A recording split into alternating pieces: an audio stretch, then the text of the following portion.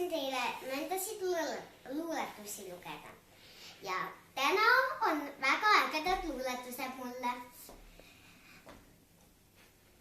Supitaldrik tuttu, kappi luttu, jäta klõrin, jäta vilin, ootab ema supitilin, jalad puhtaks kahvlid, teie koht on sahtlis, iga õhtuid ootab juba ammu abikaasa nuga.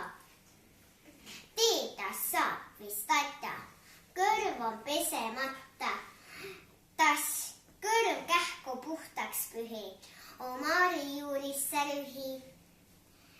Lõpuks kõik sai tuttu, kes see salajuttu puhvetis teeb sosinaga. Riisjär räägib rosinaga.